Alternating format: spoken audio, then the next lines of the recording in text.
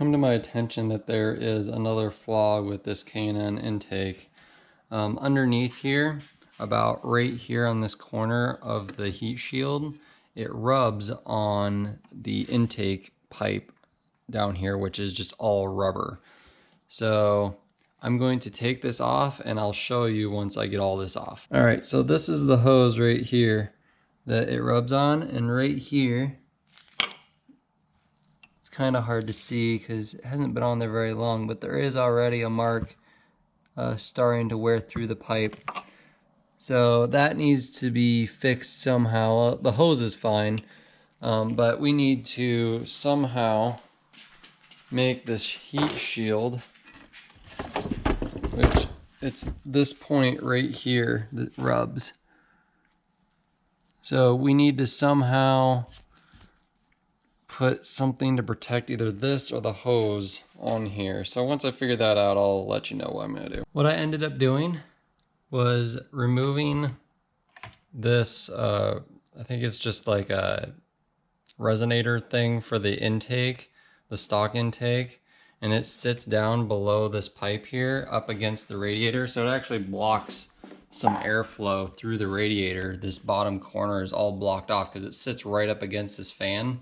So I removed that, and then there was a bracket right here that sat like this, and you could remove that because this just holds that on. And then I was able to loosen these hose clamps on this pipe here, and I rotated it just a little bit, and that lowered this point. So hopefully it won't actually hit on that box anymore, or the heat shield. So I was tempted to just remove the rest of that part, because this actually hooks into that, and then it goes through around the frame rail and then through the bottom and then to that. But you have to remove the ECU for this, and I don't know if you need to loosen the fuse box and stuff, and I just decided not to do that part because it's not really hurting anything.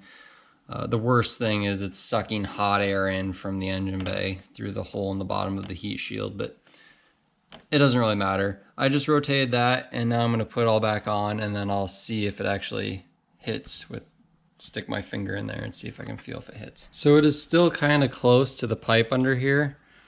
So I did just realize a super easy thing that you don't have to do any of that. This little stud here to mount the heat shield, if you just pull that up and put some spacers under it, it puts about a 1/2 inch gap in there. So I think that's all I'm gonna do. I'm gonna add some washers to the underside of this in between the heat shield and the mount, and then put that nut back on, and that'll raise it up enough to where it's not gonna hit anymore. So that's a fix. I hope that helps somebody. Thanks for watching.